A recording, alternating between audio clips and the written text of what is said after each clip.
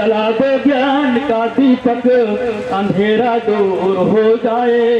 समय भी टेक दे माथा, सफलता पास आ जाए। न हो यदि पास में कोई, न हो यदि पास में कोई, तो दादा साहेब का नाम ले लेना। ये वो पतवार है जिससे कि बेड़ा पार हो जाए। ये वो पतवार है जिससे कि बेड़ा पार हो जाए। बहुत बहुत धन्यवाद माधवी जी को। आप सभी उम्मीद है आप नारी शक्ति को थोड़ा सा समझाने का प्रयास करेंगे। बहुत बहुत धन्यवाद। धन्यवाद गुरु जी का। सबसे पहले मानवता का संदेश देने वाले तथागत गौतम बुद्ध और आज बाबा साहब की जयंती के लक्ष्य में सभी संत महापुरुष गुरुओं को वंदन अभिनंदन करते हुए मंचा से हमारे विद्वान साथी और गायिका मनीषा जी, गायिका बिहार की धरती से गुजरते आए हैं, सभी का अभिनंदन करती हूँ। सामने सभी महिलाएं, बहनें, माता, भाइयों, बहनों सभी का स्वागत करते हैं। गुरु जी ने मुझे आदेश दिया है मैं महिलाओं को जागरूक करूँ, लेकिन जहाँ तक मैंने खुद से खुद को जाना है, तथागत गौतम बुद्ध ने भी यही चीज कहा था, अत्यदीपो भव। हम कितना भी किसी को समझा ले, कितना भी कह ले, कितना भी पाठशालाएं चला लें, कितनी भी गोष्ठियाँ कर लें, कितने भी संगीत के माध्यम से जगाने का काम करें, लेकिन सबसे पहले अगर हम खुद की नहीं मानते हैं तो किसी की मानने की हमारी क्षमता नहीं है। जैसा कि आज के 15 साल पहले मैं भी बहुत देवी देवता, बहुत पूजा पाठ, यहाँ तक कि दोनों तरफ के नवरात्र साप्ताहिक एक व्रत रखती थी और हर पूजा पाठ हर चीज करने के लिए हमेशा तत्पर रहती थी। वो शक्ति रहती थी कि नहीं जो पूर्वजों ने किया वो सही होगा।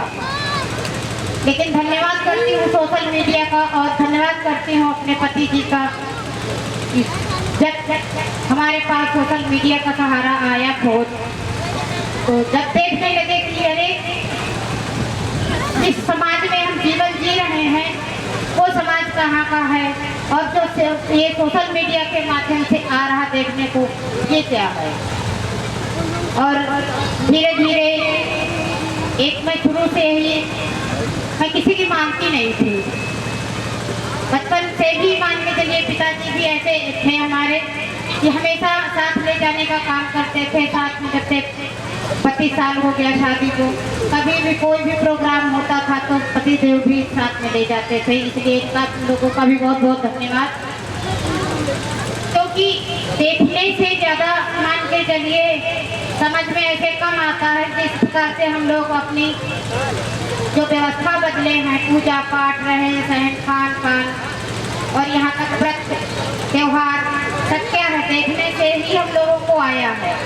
तो जो ये व्यवस्था मुझे देखने को मिली तो मुझे अच्छा लगा कि जब हमारे महापुरुष इतने रास्ते में कठिन किया, 100 साल पहले मान के चलिए हमारा देश गुलाम था, तब क्या दशा रही होगी। और इन लोगों ने अपनी कुर्बानी दे दी समाज को जगाते जगाते। अब तो हम लोगों को संविधान के माध्यम से हर चीज मिल ही गया है, करना क्या है, हमें कुछ भी नहीं करना, बस उनके बताए हुए रास्ते पे चलना ही तो है। उसी समय से मैं आज कम से कम 15-16 साल हो गया। सबसे पहले हमारे पति जी ने करवा चौथ छुड़वाया। गुरु जी ने कहा करवा चौथ कितने पति रहते हैं। होता था पहले कि हमारे यहाँ ये सिस्टम है कि जो सबसे पहले जगेगा पानी गर्म करके वही देगा, और दोनों लोग साथ में पानी पीते थे। तो मेरा उस दिन करवा चौथ का व्रत रहने का शुरू से रह रही थी, तो ये पानी गर्म करके लाए कर ले आओ पानी पी लो। तो हमने कहा अब ऐसे डायरेक्ट मना नहीं कर सकते इनको। हमने कहा आप पीजिए, मैं काम कर रही हूँ, थोड़ा आके पीती हूँ। तो इनके मन में अलग चीज चल रही थी, हमारे मन में अलग चीज चल रही थी कि किसी तरीके से बहाना मुझे मिले, पानी ना पीना पड़े मुझे। मैं टालती रही। उसके बाद उन्होंने कहा कि काम बाद में कर लेना, पानी पी लो आके। तो हमने कहा आज व्रत है, बाद में मेरे मुंह से निकल ही आया कि आज व्रत है, मुझे पानी अभी नहीं पीना है। तो ये हंसने लगे, बहुत मतलब इतनी प्यारी मुस्कान से कहा कि मेरे दिल को वो बात छू गई। उन्होंने कहा कि मेरी बात नहीं मानना और मेरे लिए व्रत रखेंगे। मुझे बहुत आश्चर्य हुआ। मैं तुरंत आई और तुरंत इनके हाथों से पानी दिया। हमने कहा नहीं पानी पीना। जिस व्रत के लिए हम लोग परेशान होते हैं, उस पति का कहना नहीं मानना, तो क्या व्रत मेरा सार्थक होगा? मेरे मन में क्वेश्चन आया, तुरंत मैंने पानी दिया। पहली बार मैंने करवा चौथ का व्रत तोड़ दिया। उसके बाद मैंने सकट जो तिलवा होता, हमने कहा पहला प्यार तो मेरा पति है, दूसरा प्यार होता है बेटा। दूसरा प्यार बेटे के लिए मैंने कुर्बान कर दी। जबकि मेरी माता जी थी, ये भी हमारे अकेले अपने माँ के बेटे थे। माता जी ने कहा कि तुम व्रत नहीं रखोगी? हमने कहा नहीं अम्मा, अब इनसे बड़ा कौन है? बेटा मान के चलिए, बेटा है तो ठीक है, उसका खान पान रहन सहन उसकी जिम्मेदारी हमारी है, बनती है, लेकिन व्रत नहीं रखेंगे। तीसरा टाइम आया उसी साल रक्षाबंधन का। मेरा भाई, मैं हर साल जाती थी, इत्तेफाक से उस साल बारिश हुई, मेरे पास 4 पहिया नहीं थी, लखनऊ जाना होता था। मेरे मन में इतना मतलब आया अब कि मुझे रहना ही नहीं। पहले से ही मुझे मान के चलिए था कि राखी नहीं बांधना है, क्योंकि पहला व्रत छोड़ा, दूसरा छोड़ा तो तीसरा भाई के लिए छोड़ना ही है। इत्तेफाक से उस दिन बारिश लगातार होने लगी और भाई ने फोन किया कि आओगे नहीं? तो हमने कहा अगर हम नहीं आ पा रहे हैं, मेरे पास साधन नहीं है, आप ही आ जाओ, आपके पास तो 4 पहिया है। भाई ने कहा मैं नहीं आ पाऊंगा। तो हमने कहा जब आपके पास समय नहीं है तो उस रिश्ते का क्या महत्व? क्या हर साल मैं ही जाती रहूंगी? मेरे भाई नाराज हो गए कि तुम तो जवाब देना सीख गई हो। हमने कहा यही तो तर्क है। बराबरी कब आएगी? धन्यवाद देती हूँ बाबा साहिब का कि जन्म तो पिता ने दिया, लेकिन जीवन जीने की कला हमारे बाबा साहब ने संविधान के माध्यम से दिया। क्या बाबा साहब ने जो हमें अधिकार दिया, आज के भी दौरान, आज के भी समय कोई माँ बाप या भाई बहन हमें वो अधिकार दे पाएगा? नहीं देगा, क्योंकि अगर देता तो हमारा समाज इस तरीके से अभी भी पिछड़ा ना होता। तो कहने का माध्यम ये है कि महिलाओं से कि आप अपने बच्चों को पढ़ाएं, जैसा कि बाबा साहब के मंत्र है, शिक्षित रहो, संगठित रहो और संघर्ष करो।